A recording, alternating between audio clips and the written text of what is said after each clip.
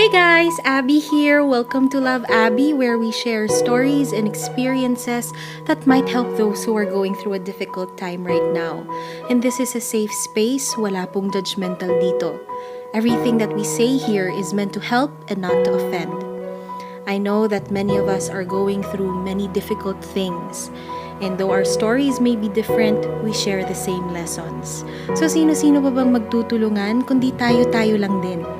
The world needs a lot more love and a lot more people helping each other in the stormy seasons of our lives.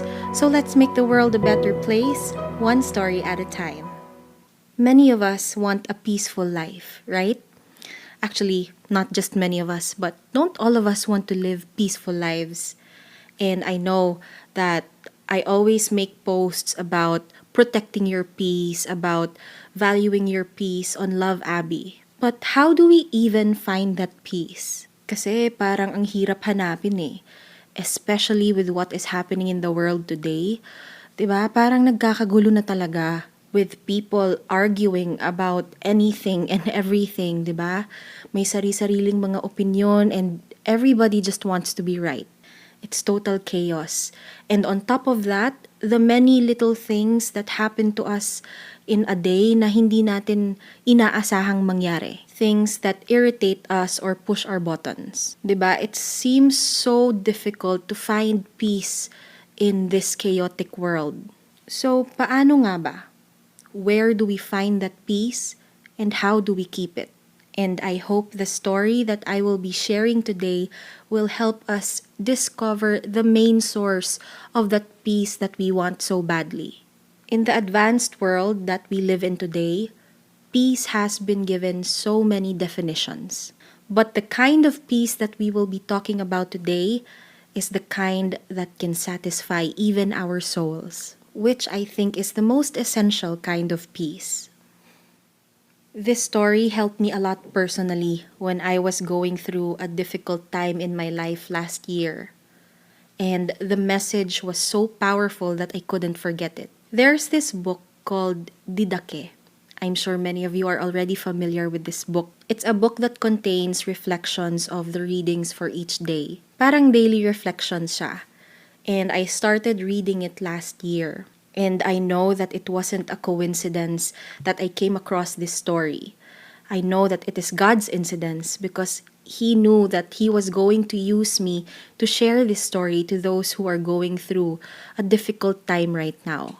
And believe me, you being here and watching this video right now is no coincidence either. God is definitely at work. This is actually a story of one of the preachers at the feast. If you guys are familiar with the feast, yung kay Brother Bo Sanchez. This is the story of Kuya Boggs Burgos, and I'm so glad that I was able to get his permission to share his story.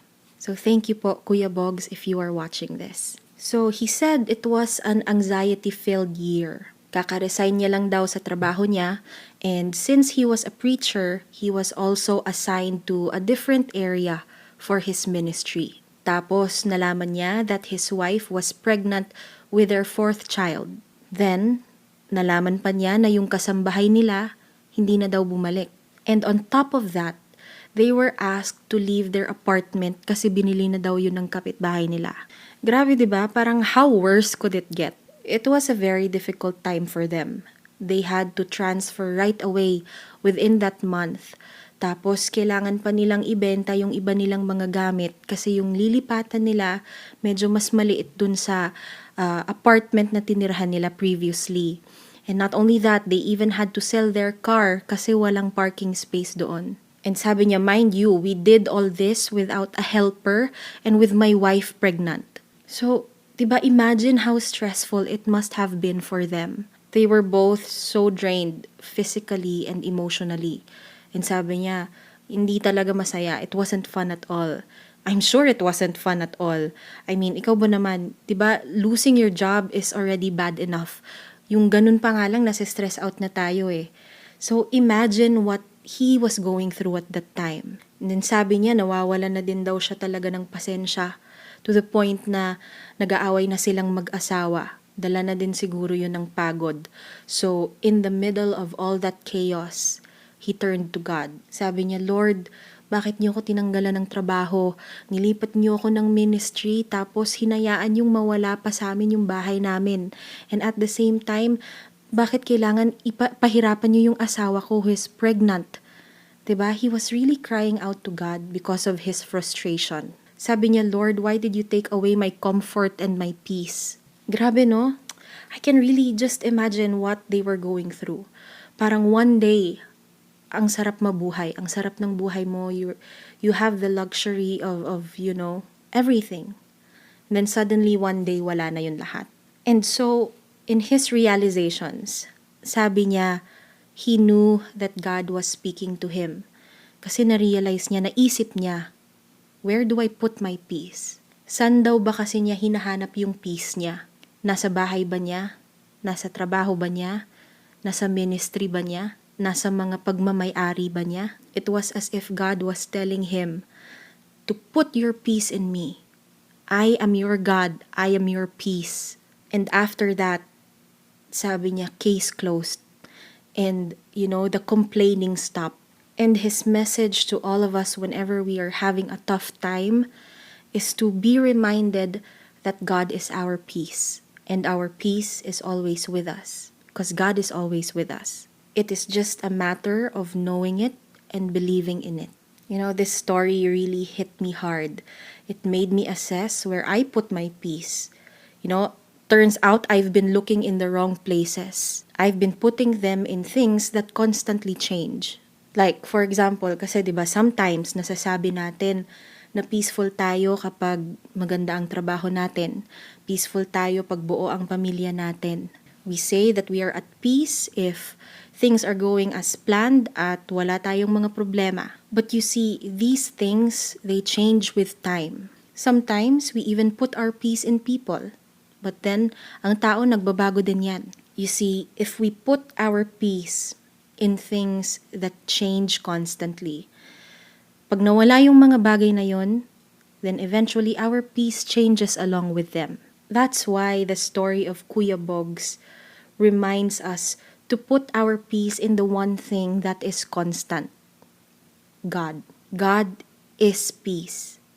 God has always been and always will be. He will never change. So if we put our peace in God, our peace will remain. He must be our main source. And wanting peace also means wanting and choosing God. And I'm not gonna sugarcoat it. We can't deny the fact that hindi natin palaging pinipili si Lord. Whenever we commit sin, we don't choose God. We choose something else. And most of the time, it's ourselves. We give in to the worldly pleasures and then feeling natin nandoon na yung peace na hinahanap natin. I know that it's not something to be proud about, but we are only human.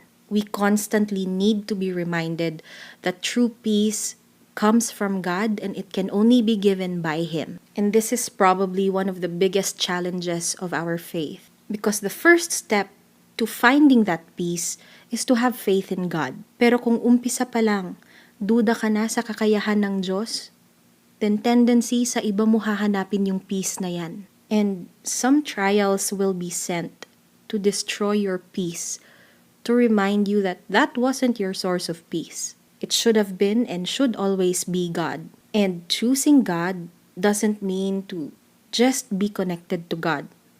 Because we can always say, palagi naman akong nagsisimba naniniwala naman ako kay Lord.